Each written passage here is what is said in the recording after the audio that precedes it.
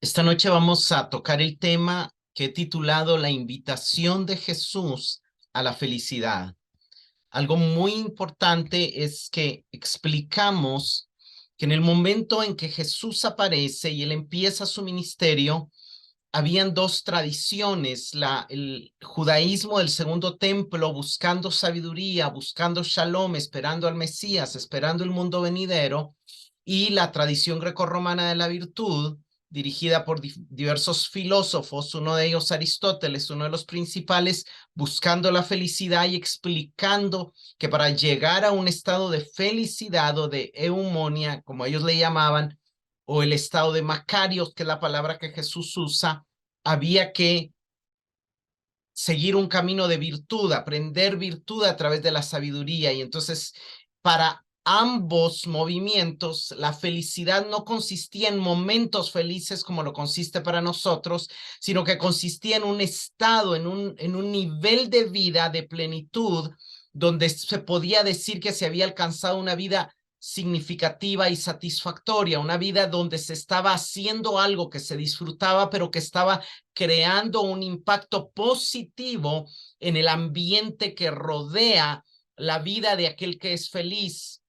Esa palabra en hebreo se había usado, una palabra asere, que se tradujo al griego como makarios, que es la palabra que se usa aquí para, que Jesús usa, que se traduce bienaventurado. Esa palabra la veíamos, por ejemplo, uno de los pasajes más famosos es el Salmo 1, que el varón que no anda en camino de malos, sino que busca meditar y adquirir sabiduría en la ley de Jehová, entonces llega a tener una vida similar a la de un árbol plantado que se está nutriendo constantemente de agua viva, que es figura de la palabra, y que constantemente está dando satisfacción y significado, proveyendo un fruto, proveyendo algo que es útil para las personas que lo rodean. Entonces es un árbol fructífero, es un árbol floreciente, pero a la vez es un árbol verde, un árbol que está nutrido, que está satisfecho en sí mismo,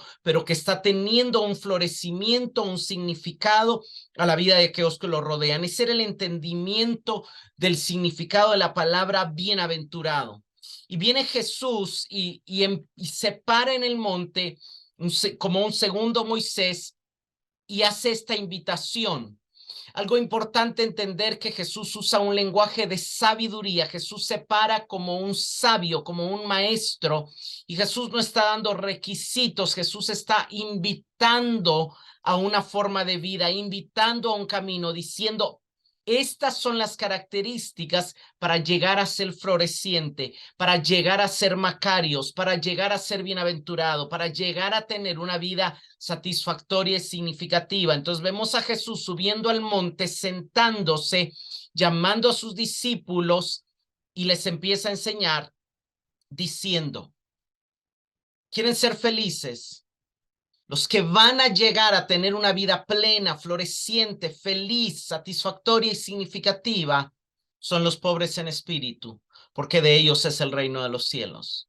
Los que van a llegar a tener esta vida son los que lloran, porque ellos recibirán consolación. Los que van a ser felices son los mansos, porque ellos heredarán la tierra. Los que van a ser felices son los que viven con hambre y sed de justicia, porque ellos serán saciados. Los que van a ser felices son los que practican la misericordia, porque ellos serán tratados con misericordia. Los que van a ser felices son los de limpio corazón, porque ellos van a ver a Dios, van a percibir a Dios. Los que van a ser felices son los pacificadores, porque ellos serán llamados hijos de Dios. Y los que van a ser felices son los que padecen persecución por el compromiso que tienen con la justicia, porque a ellos les pertenece el reino de Dios.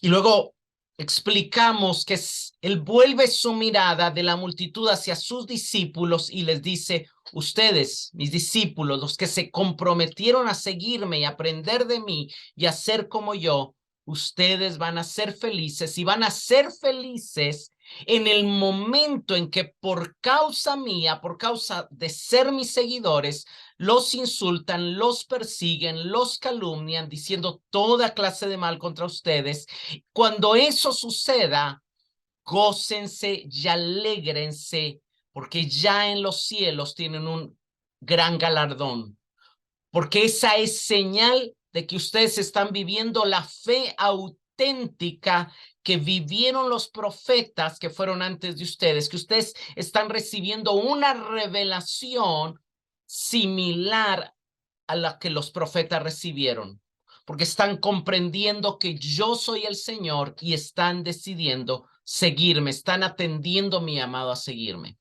Este es el mensaje de Jesús y hemos explicado en detalle cada una de las invitaciones que Jesús hace a una forma de vida y cada una de las promesas que él enlaza a cada forma de vida. Por supuesto que hay una relación intrínseca entre cada promesa a cada forma de vida a la que Jesús invita, pero al mismo tiempo todas las recompensas están para una forma de vida que incluye y entrelaza todas las invitaciones. Eso es algo importante. No son requisitos de entrada al reino, no son requisitos para ser sus discípulos, no son requisitos de salvación. No, no, no. Son llamados a imitarle a él, pues él es quien principalmente caracteriza esa forma de vida luego de que ya hemos decidido seguirle.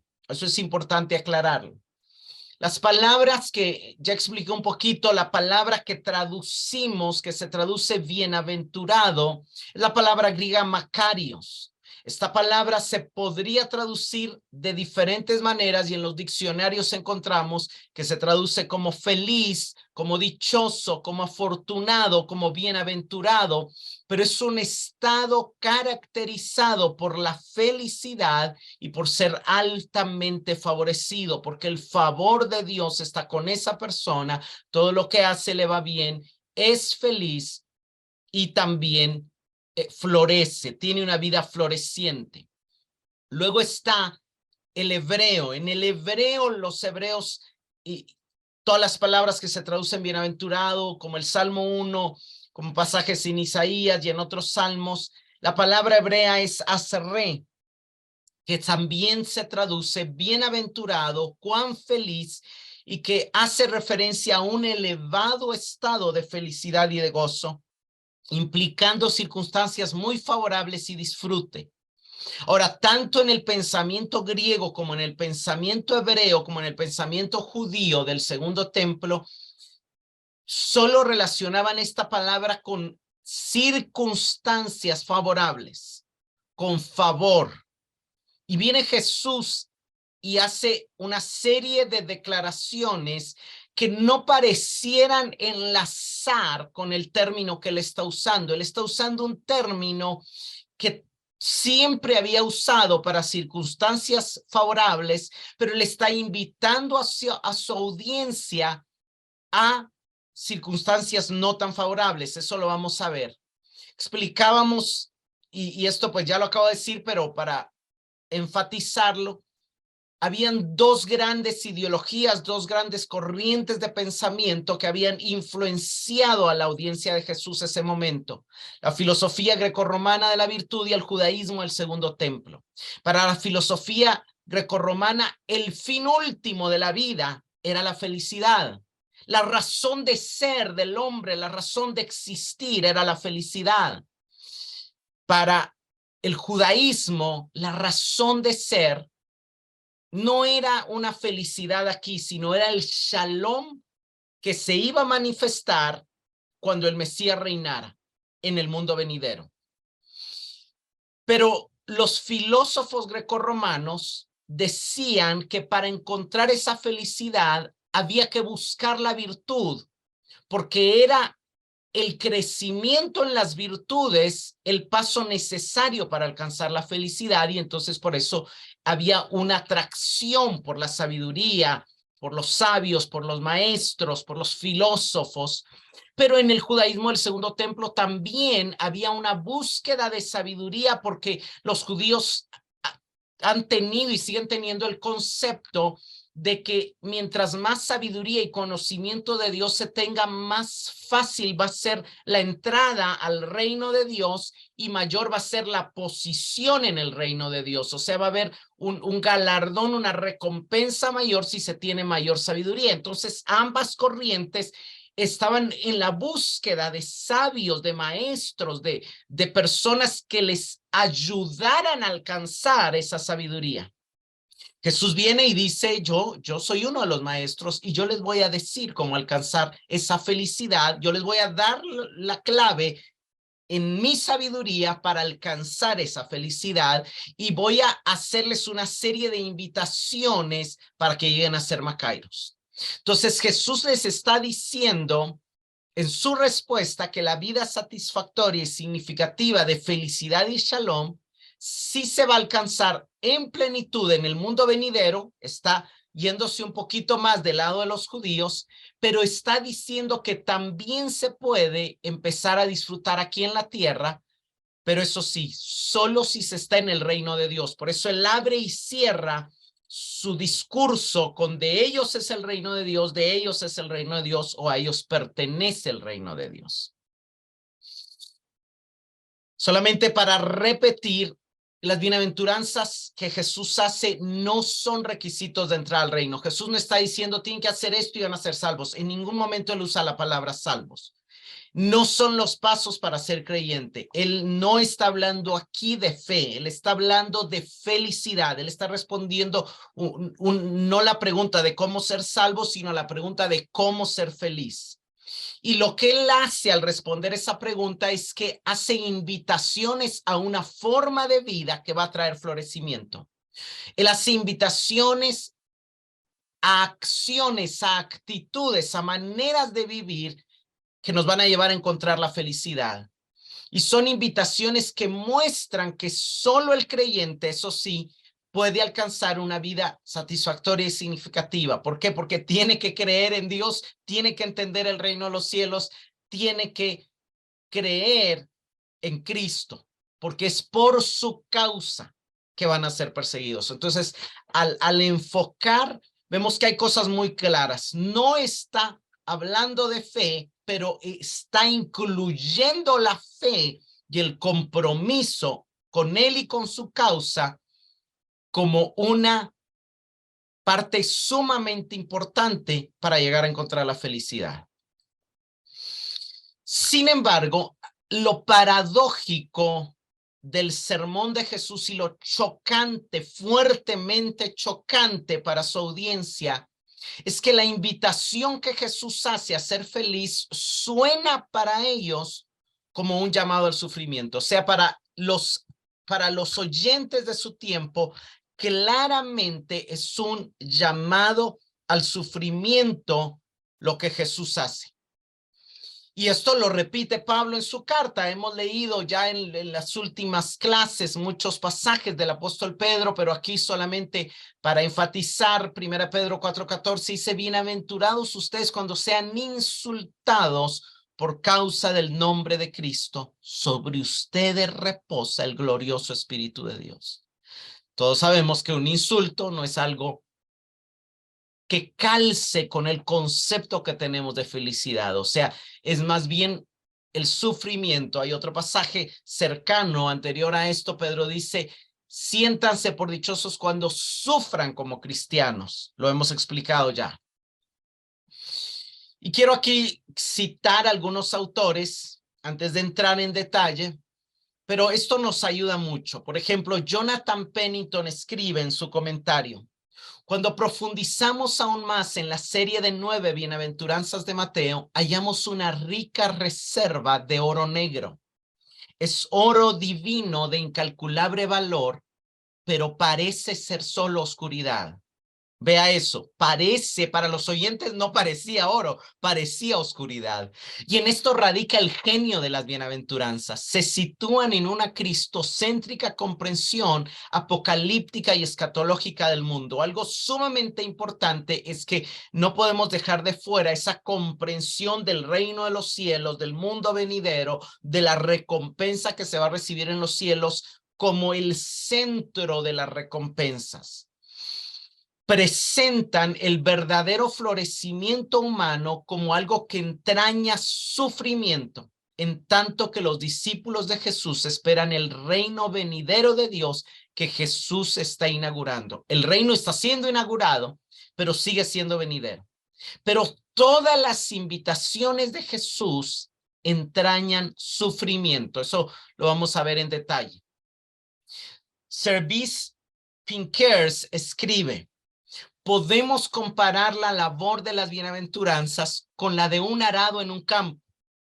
Arrastrado con determinación, hunde la afilada hoja de la reja en la tierra y abre, como dice el poeta, una profunda herida, un amplio surco. O sea, lo que Jesús está haciendo es meter su rastrillo y abrir el surco para plantar una semilla. Del mismo modo, la palabra de las bienaventuranzas penetra en nosotros con el poder del Espíritu Santo a fin de rasgar nuestro suelo interior. Nos traspasa con la afilada hoja de las pruebas y con las luchas que provoca. Subvierte nuestras ideas y proyectos, revierte lo obvio, frustra nuestros deseos y nos desconcierta, dejándonos pobres y desnudos delante de Dios. Todo esto con el fin de preparar un lugar dentro de nosotros para la semilla de una nueva vida. O sea, cuando las bienaventuranzas se oyeron por la audiencia original, los oyentes sentían que estaban siendo traspasados. Todas sus ideas de felicidad estaban siendo confrontadas, y no solamente confrontadas, sino contradichas, contradichas. Estaban diciendo, Jesús estaba invitando a lo contrario a lo que ellos entendían que era ser feliz. Los estaba desconcertando, pero estaba preparándoles un lugar para una nueva vida. Eso es lo que hace Jesús en las bienaventuranzas. Juan Calvino en su comentario observa: la mayoría de la gente se aferra a la creencia errónea de que la persona feliz es la que está libre de molestias, consigue todo lo que desea, lleva una vida alegre y relajada. La idea equivocada es que la verdadera felicidad se trata de nuestro estado emocional actual.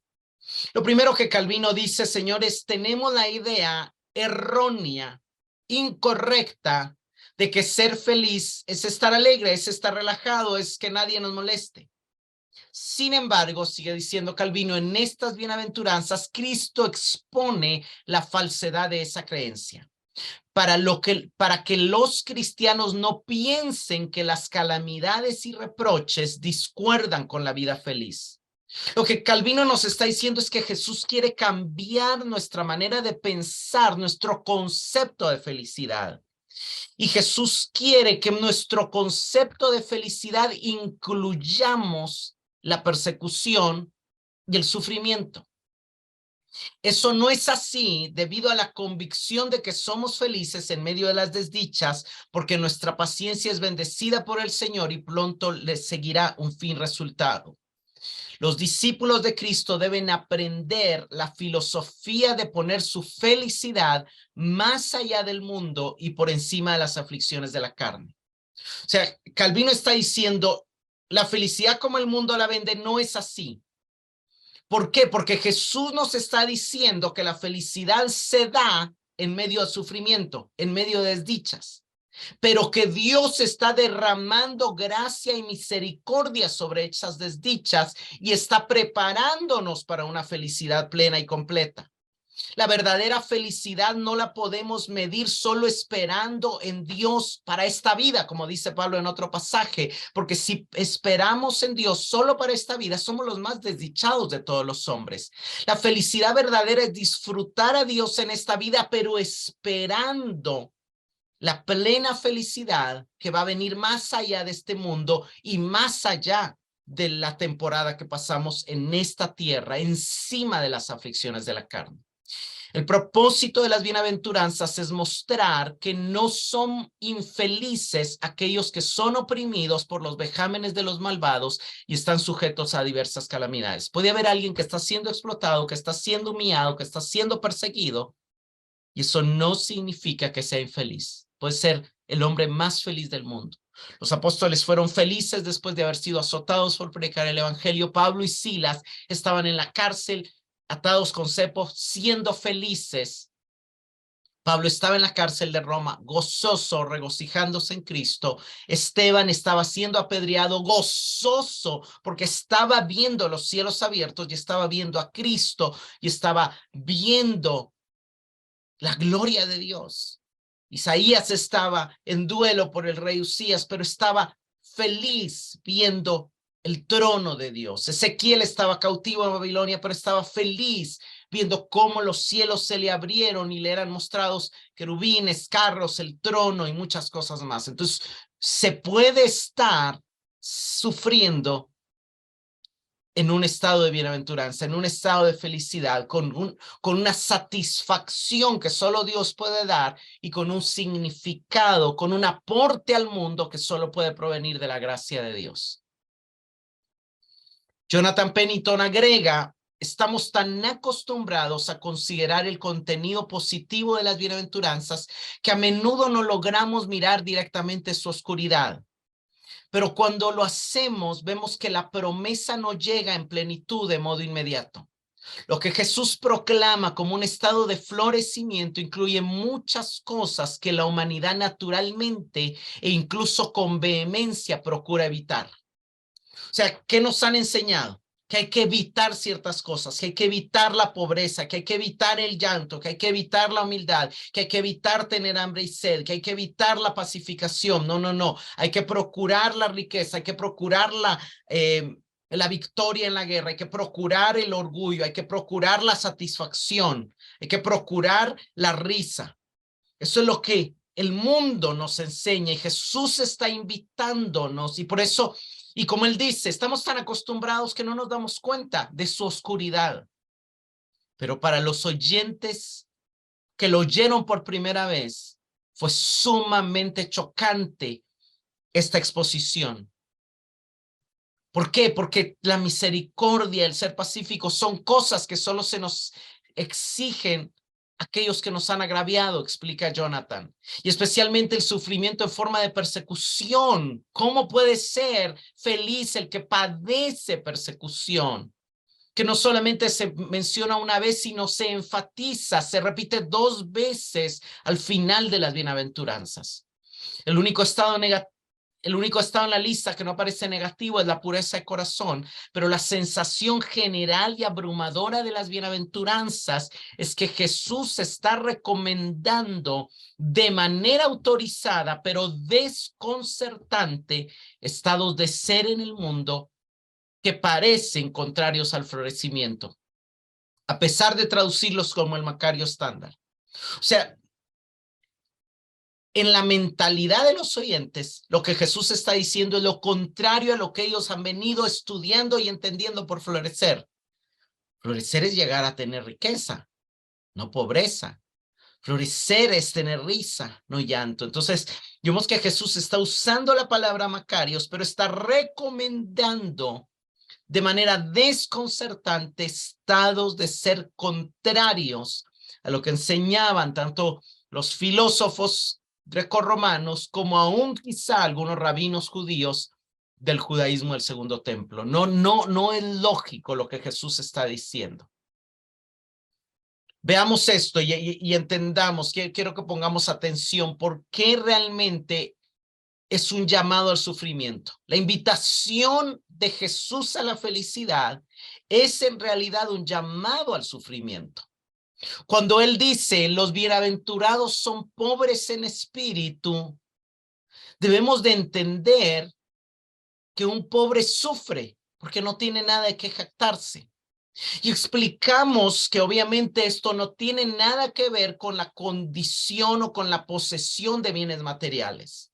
Pero entendiendo que Jesús está hablando a una audiencia y está obviamente mostrando que lo principal, que lo de mayor valor es lo espiritual, ¿cómo va a ser posible si lo de mayor valor es lo espiritual, que los que vayan a ser felices son los que es en eso de mayor valor no tienen nada? Son pobres, son miserables, están en quiebra.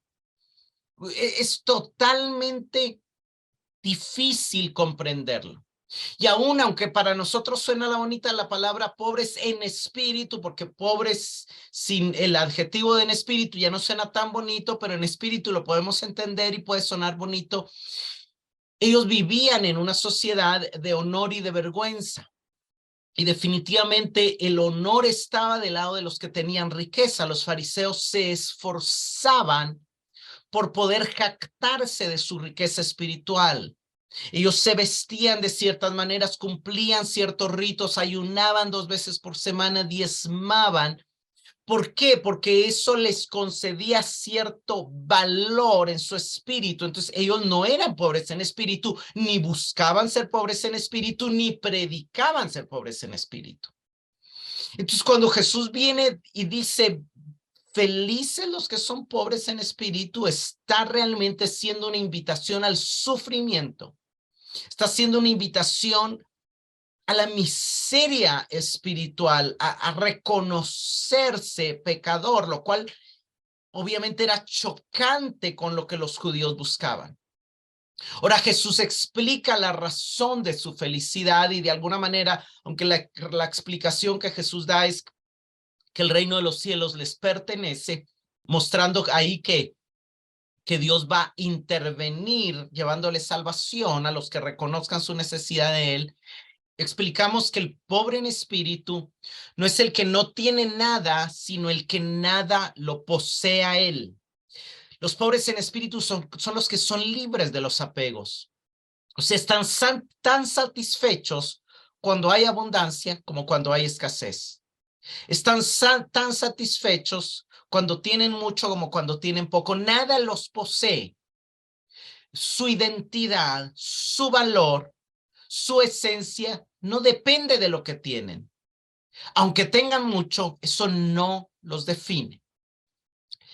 Y esa es la razón de su felicidad. Por eso Jesús está diciendo que ellos son felices, pero es un llamado al sufrimiento, porque el sufrimiento, para llegar a ese estado, es soltar los apegos. Y eso fue lo que el joven rico no pudo hacer. Él no pudo soltar los apegos. Su apellido, la historia de su familia, la historia de sus ancestros, estaba ligado a estos bienes, a estos negocios, a esta riqueza. ¿Y cómo así que Jesús le dice que lo venda y le dé a los pobres? No le hizo sentido y prefirió no elegir esa forma de vida, esa invitación que Jesús le estaba haciendo, a pesar de que Jesús estaba diciendo que ahí estaba la verdadera felicidad, pero él no se lo creyó y no eligió por la verdadera felicidad. Luego viene Jesús y sigue diciendo, bienaventurados son los que lloran. Nadie va a llorar. O sea, yo sé que en algún momento alguien puede expresar lágrimas de felicidad, pero en general las lágrimas expresan dolor. La mayoría de tiempo las lágrimas expresan dolor, expresan conmoción, expresan lamento. Y de hecho la palabra se traduce y se relaciona con la palabra lamento y con la palabra luto. Esa misma palabra que ahí se usa se relaciona con la palabra luto. Ahora, ¿por qué ellos son felices?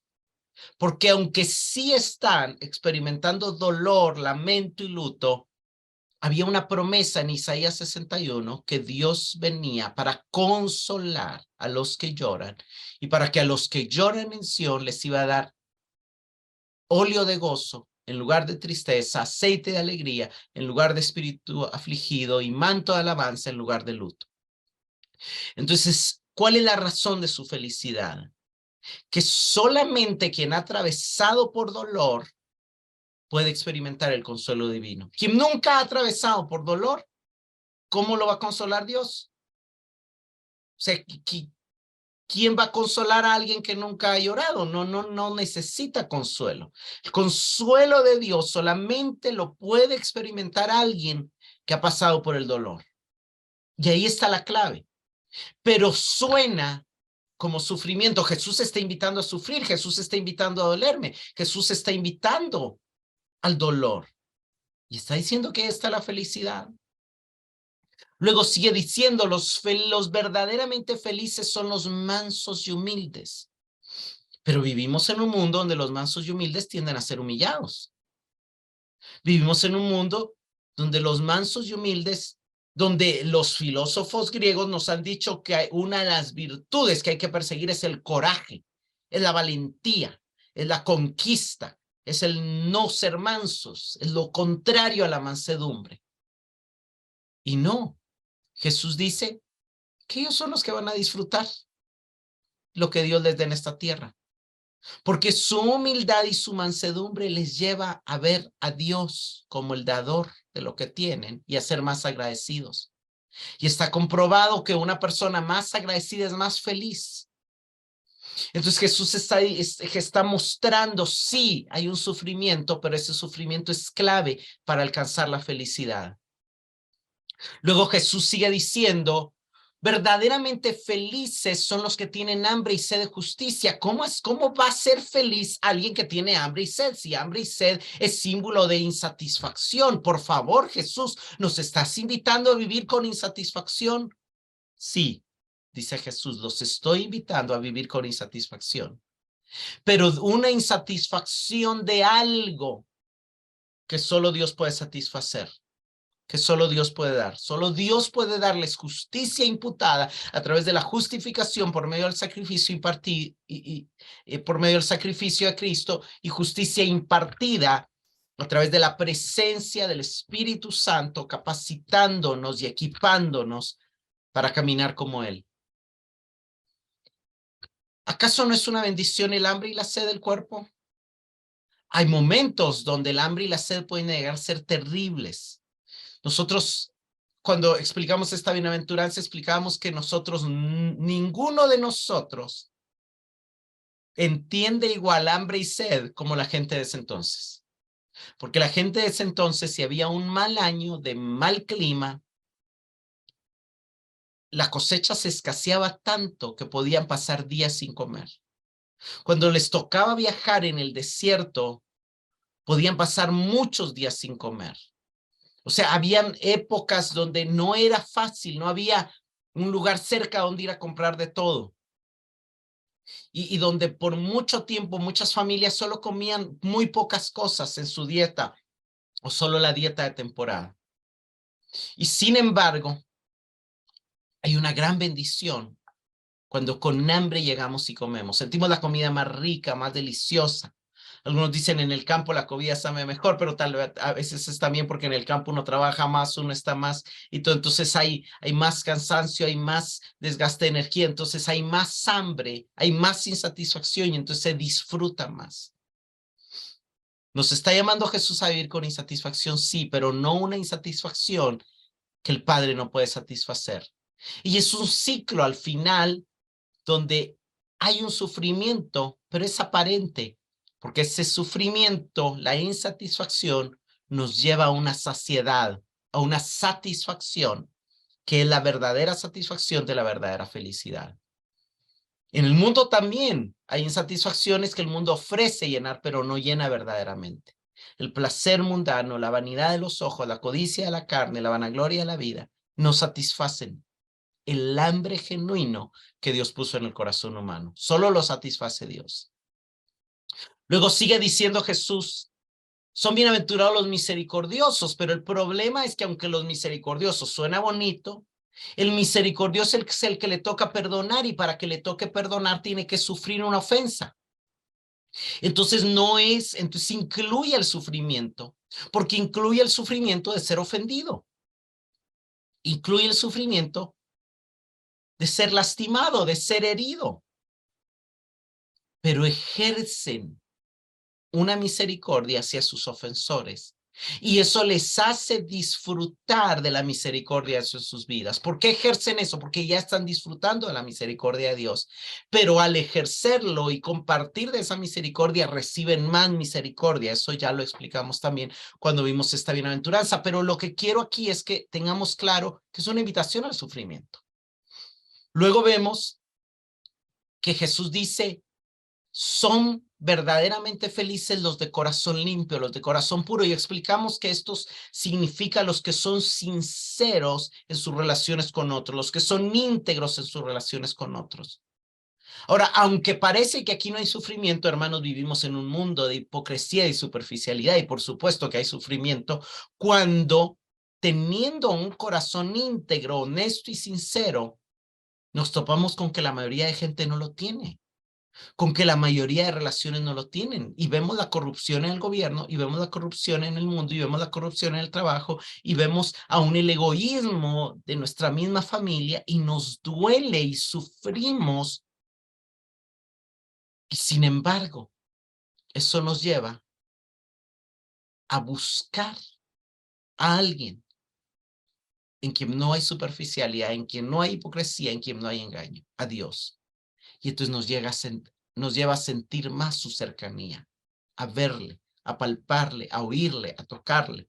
Y explicamos que hay varias maneras de ver a Dios y que obviamente es verle parcialmente, pero que Juan explica que los que han nacido de Dios han visto a Dios y que el que no ha visto a Dios es el que no ama a su hermano, pero el que ha visto a Dios sabe que el amor es posible, aunque sea sufrido. Entonces, pero hay un sufrimiento al tener un corazón limpio en medio de un mundo sucio. Jesús dice que los que van a tener verdadera felicidad son los pacificadores, son los que procuran la paz, son los que trabajan por la paz. Pero si trabaja por la paz es porque hay conflictos, y porque hay gente que está discutiendo con ellos, y porque hay gente que les está haciendo guerra, y porque hay gente que está compitiendo. Y entonces sufren porque están siendo atacados, porque alguien los está queriendo humillar, alguien está queriendo pelear con ellos, alguien que está queriendo atacarlo. Entonces sufren porque se enfrentan a conflictos y tienen que resolverlos, y su búsqueda, su trabajo es resolver esos conflictos, es procurar la resolución de esos conflictos. Es un sufrimiento, porque no están en una zona de confort, no encaja con la idea de que la felicidad es estar relajado en la playa, sentado frente al mar. No. Es estar enfrente de conflictos y tener que resolverlos. Ahora, ¿por qué Jesús dice que van a ser felices, a pesar de que tienen que resolver conflictos? Porque su identidad descansa en el Padre, en que son hijos amados de Dios. Y la que es sumamente clara es la última, las dos últimas. Los verdaderamente felices son los que padecen persecución por seguir a Cristo y por buscar su justicia. Sufren insultos, sufren calumnias y sufren otro tipo de persecuciones. Aún muchos de ellos han sufrido la muerte y el martirio, torturas. Pero ¿cuál es la razón de su felicidad?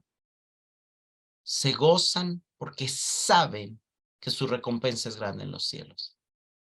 Pero lo que no quiero que se nos vaya y lo que no quiero que quede fuera es que definitivamente el llamado de Jesús a la felicidad es un llamado al sufrimiento. Nicolás Tranchini escribe: es muy interesante que cuando Jesús describe en 9 ocasiones qué es ser un bienaventurado, la mayoría de las descripciones están asociadas con el dolor. El bienaventurado es pobre, llora, es humilde, tiene hambre, es perseguido, es insultado, etc. Pero nota algo: enseguida se nos informa que todos ellos reciben algo. Es decir, estas personas no son bienaventuradas en sí mismas, sino que llegan a serlo.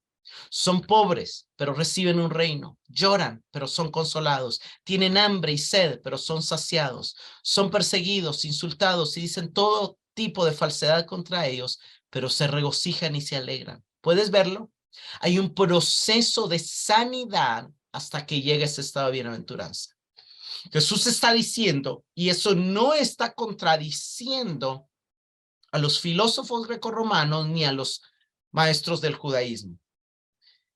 Solo que ellos decían, la felicidad, nadie empieza siendo feliz. La felicidad es un estado al que se alcanza, al que se llega, al que se logra en la madurez. Ahora, lo que los filósofos griegos decían es, se logra por la virtud. Pues tú acumulas virtud y lo logras. Los judíos decían, se logra por la sabiduría de la Torah. Y Jesús dice, se logra por el sufrimiento, se logra por el dolor, se logra por la insatisfacción, se logra por la persecución. Y es algo sumamente chocante para ellos. ¿Por qué? Porque lo que Jesús está diciendo, sin negar lo que los otros está añadiendo, que hay un tipo de sabiduría que solo se adquiere a través del dolor, que hay un tipo de virtud que solo nace desde la fe en medio del sufrimiento, en medio de la prueba. Entonces, ¿por qué experimentamos tan poco del consuelo de Dios? Porque nuestra tendencia es huir del dolor o eliminarlo, no queremos enfrentarlo. Entonces, para evitar el dolor, buscamos salidas paliativas, pero no verdaderamente sanadoras. El punto es, Jesús nos está diciendo, no huyan del dolor. El dolor va a venir, el sufrimiento va a venir, y esta es la manera en que tienen que abordar el dolor.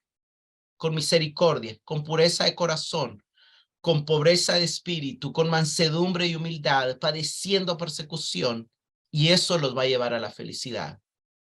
Pero, ¿qué pasa en el mundo en el que vivimos? La sociedad del mundo nos dice, no sufran, no sufran, no sufran, eviten el sufrimiento, huyan del sufrimiento.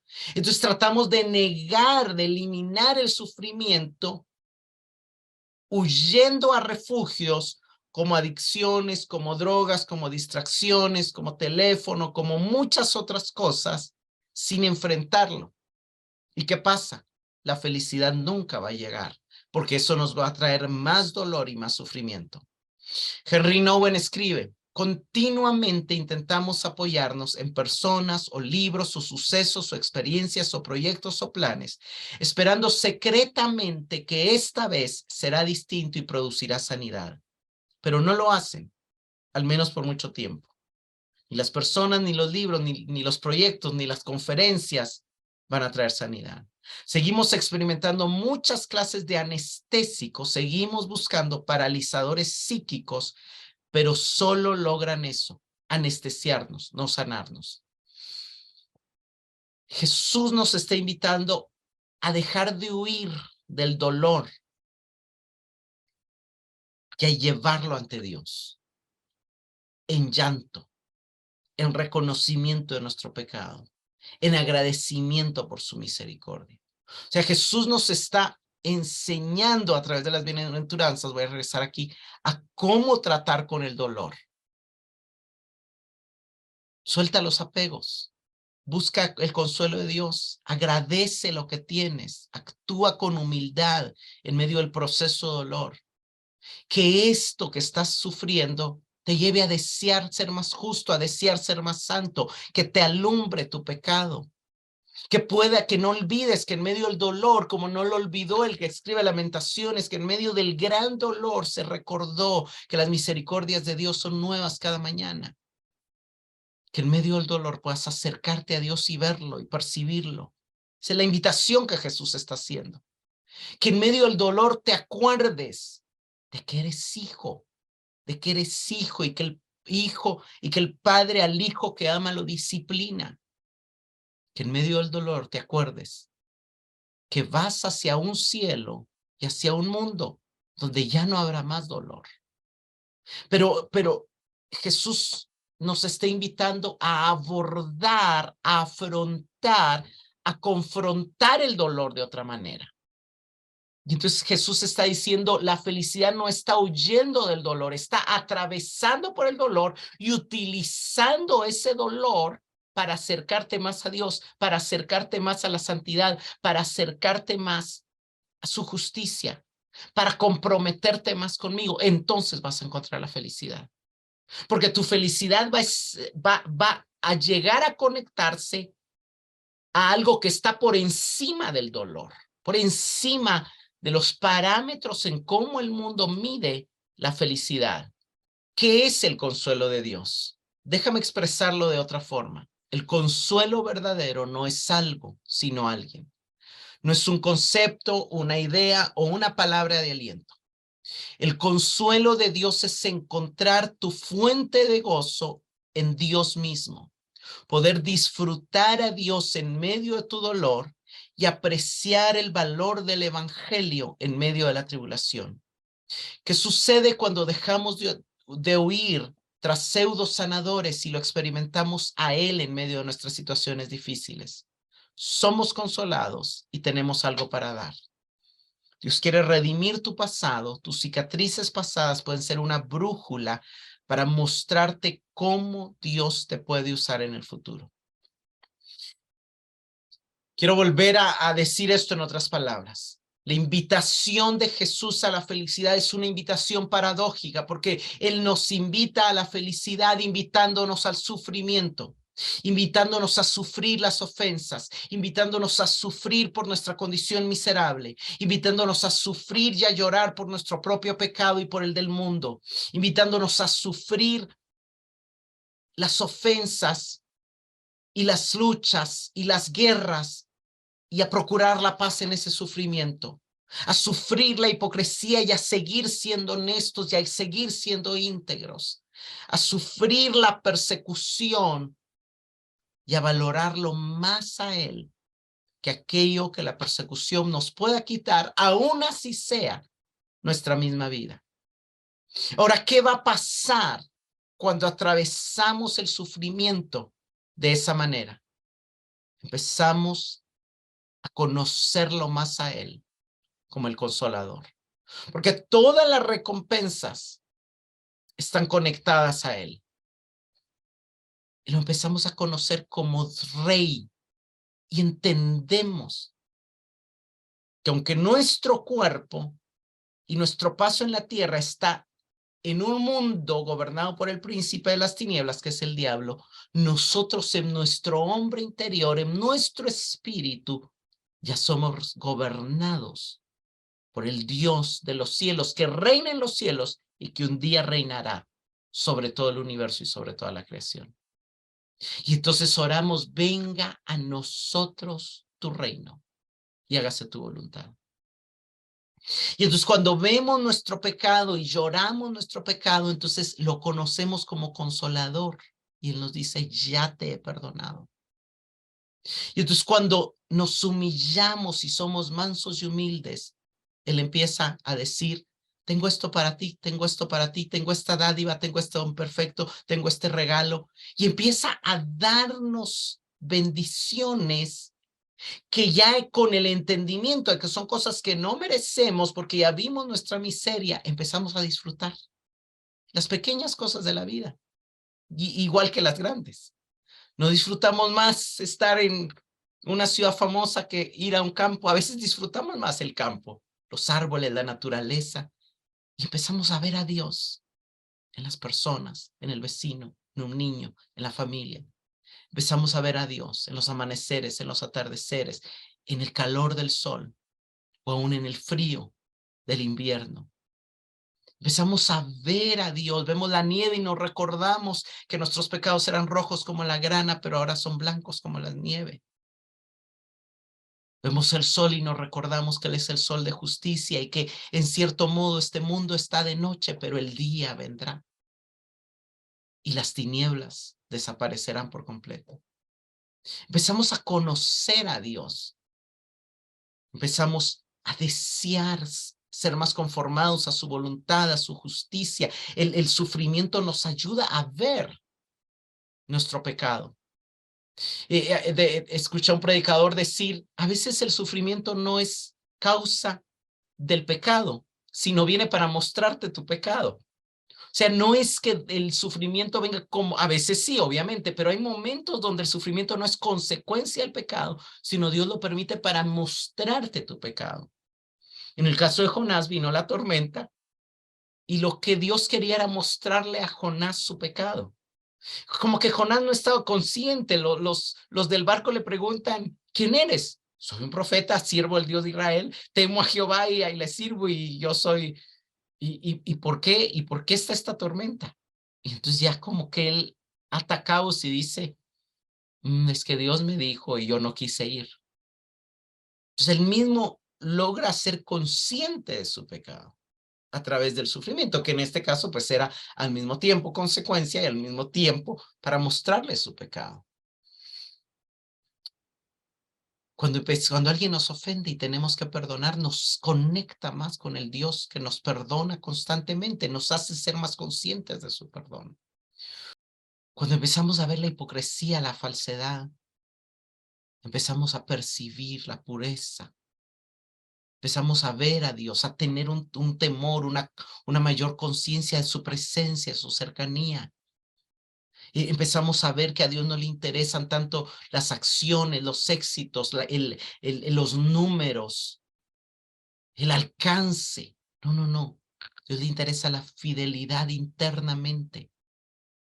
Empezamos a conocer que Él ama la verdad en lo íntimo, que Él ama a aquel en cuyo espíritu no hay engaño. Vemos grandes movimientos y gente con grandes resultados, pero sabemos que muchos de esos resultados son falsos, son superficiales, son acordes al mundo. Empezamos a ver el sufrimiento de otra manera. ¿Por qué? Porque las invitaciones de Jesús nos hacen elevar nuestra conciencia de lo que es el dolor y de lo que es el sufrimiento. Y empezamos a decir, ¿me ofendieron? Ya no lo veo como algo que me derribó y me deprime, no, lo veo como la oportunidad de perdonar. Hay un conflicto, lo veo como la oportunidad de predicar el evangelio de la reconciliación y de llevar paz en donde hay guerra.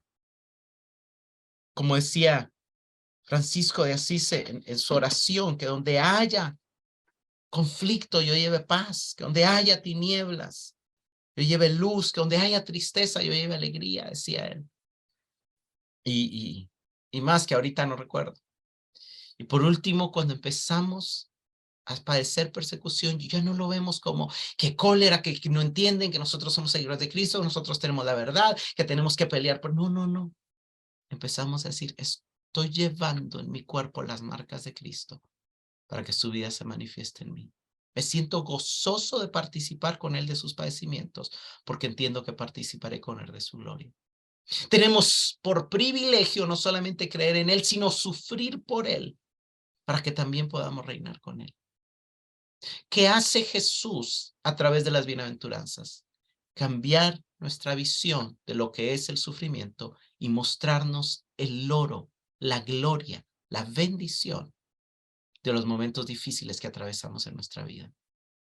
Porque son los momentos difíciles los que nos ayudan a ser libres de los apegos, los que nos hacen conocer a Dios como nuestro consolador, los que nos humillan y destruyen, un orgullo que para nada nos sirve respecto a lo eterno.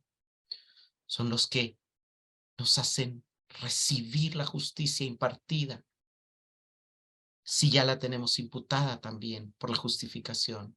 Nos hacen disfrutar de su misericordia, nos hacen sentir a Dios cerca, nos recuerdan que nuestra identidad no está en lo que tenemos, en lo que hacemos, en lo que comemos, en lo que manejamos, sino que está en que Él decidió amarnos y aceptarnos como sus hijos.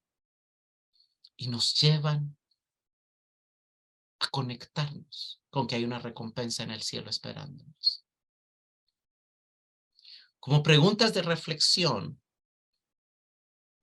¿cómo cambia la invitación de Jesús a la felicidad tu perspectiva del sufrimiento?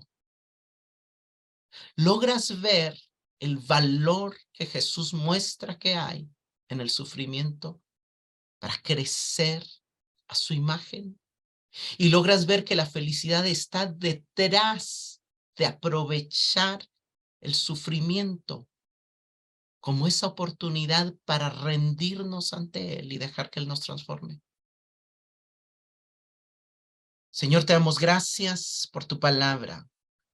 Te damos gracias porque nos estás despojando de las mentiras y de la falsedad que nos hemos creído, que el diablo nos ha dicho de que la felicidad es contraria al sufrimiento y que debemos huir del dolor y que debemos de huir del sufrimiento y que debemos huir de la pobreza. Nos estás ayudando a reconocer que un falso evangelio que nos hace llevar nuestra mirada a lo terrenal, a lo falso, al amor al dinero, al amor a las cosas de este mundo, no viene de ti. Y nos estás enseñando a apreciar el valor de tu amor, el valor de tu misericordia, el valor de tu consuelo, el valor de tu justicia, el valor de la compañía de tu espíritu, que se acentúa, se acrecienta y se hace más real precisamente cuando estamos atravesando por pruebas, por tribulaciones y por diversos sufrimientos. Señor, gracias, porque podemos estar agradecidos en medio del sufrimiento, porque podemos adorarte en medio del sufrimiento, porque podemos dar fruto del Espíritu en medio del sufrimiento, y porque tú nos ayudas a crecer en sabiduría en medio del sufrimiento, un sufrimiento que el mundo llama sufrimiento, pero que en realidad es aparente, porque detrás de eso que el mundo llama sufrimiento, hay felicidad, hay recompensa, hay revelación de ti y hay buenos dones y hermosas dádivas que solo provienen de ti. Gracias por invitarnos y mostrarnos el verdadero camino a la verdadera felicidad. Amén.